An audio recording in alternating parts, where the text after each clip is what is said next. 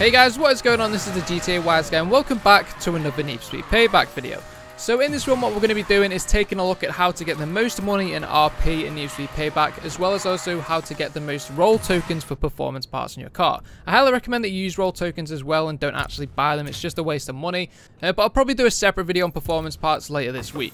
Now, there are two tracks that you can use for this which are pretty easy to do. You literally start it and when you end it you're back at your starting position because they're literally loops. Now there's a drifting one or there's an actual racing one. Now I prefer the drifting one. I can do it a lot quicker with a fully upgraded Hurricane level 399. You can just literally rag it around the track. You don't even have to try drifting to actually do it. Or with the hyperspace circuit you do need a pretty high level car to complete the actual side bets in that one, because they can be pretty difficult sometimes.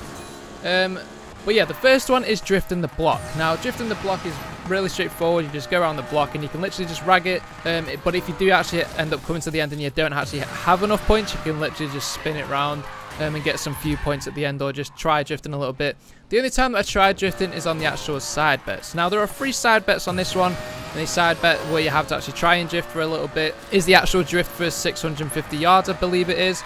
You can literally just trail your drift. You don't actually have to get tons of angle and stuff like that. Just try and keep it going for as long as possible. And there's also the off-road side bet where you can't go off-road, but you can actually go off-road. It's just like a 2-second limit.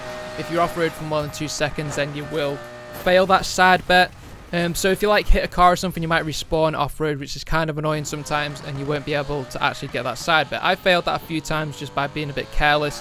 Sometimes as well, when you're ragging it around the track, there is a car that spawns just on the corner that you can't really see. I do hit that a few times, but you can just use it to bounce off and actually get you around the track quicker sometimes as well. You just got to be wary of that car being there when you're actually starting the race. And the final side bet is to finish the actual drifting trial within 1 minute and 25 seconds. Now, I believe you can finish it in just over a minute or just under a minute. I'm not too sure. It doesn't take that long at all. And also, the interval for actually finishing the race, if you just spam A and then start it back up again, is something like 20 to 25 seconds. So you can do a race literally like every minute and a half. So it brings in around just over 25k, I believe.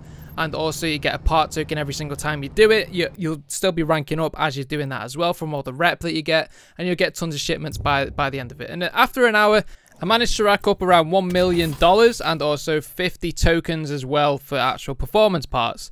Now, I did open all my crates. I ended up with 1.3 million after that, and also 120 tokens at the end of that.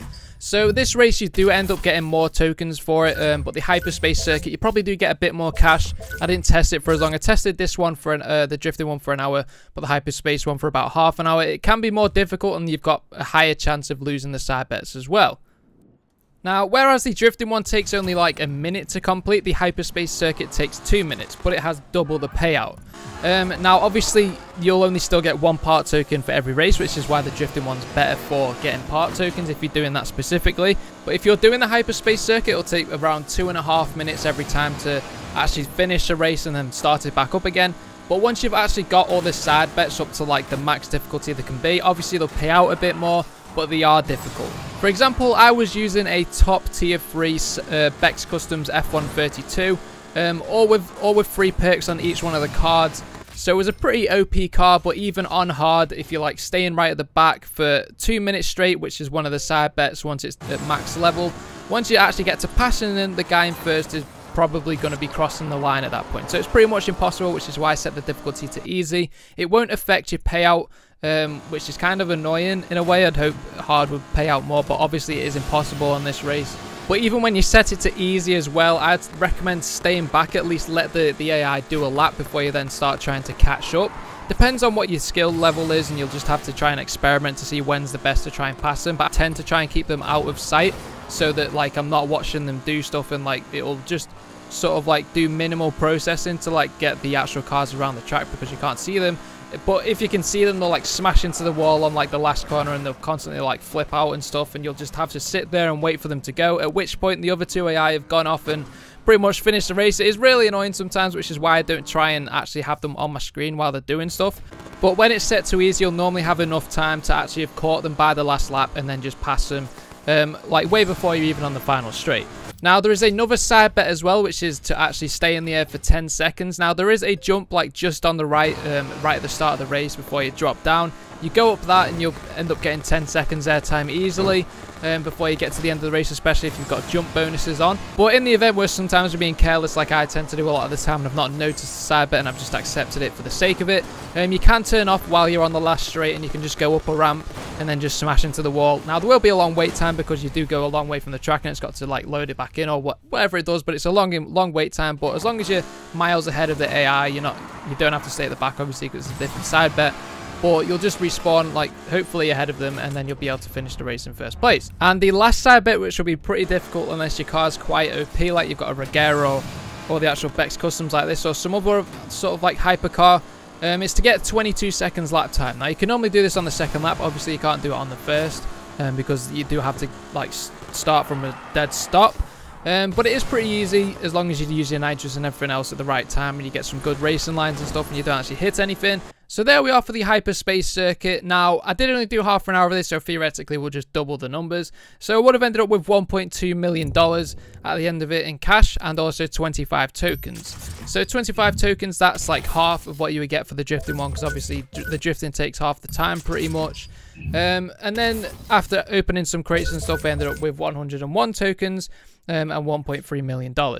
Now, in terms of the tokens as well, opening crates and stuff, it's not really accurate because at the end of the day it is mostly random. So the part tokens after that, you'll just have to get lucky in terms of opening your shipments and stuff.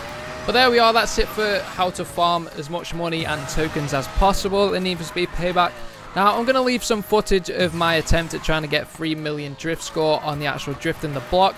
Now, it wasn't the world record because I don't know if that one was a legit score. But what you can do on this track is basically just spin your car around in circles and you'll get tons and tons of points, and you could pretty much get the world record by doing that. Some guy on Twitter yesterday did actually show me that that was how he done it, just by literally spinning his car around and just getting some extra points by inching his car forward every time he went round in the circle. So it's pretty stupid. Hopefully Ghost will fix that and do like a minimum like yards per second sort of like cap on actual earning drift score and stuff. But hopefully you guys enjoy this. I didn't want to do it in a separate video. I'll leave this playing. And yeah, guys, that is pretty much all for this video. If you are new to the channel, do not forget to subscribe and leave a like on the video if you enjoyed it. And also don't forget to let me know down in the comments section what videos you'd like to see next. Like I said, I'll probably do a performance video explaining it all and how you can optimize like brand bonus and also getting like free perks on each part and stuff like that. Anyway, guys, thanks for watching, and I hope to see you in the next one.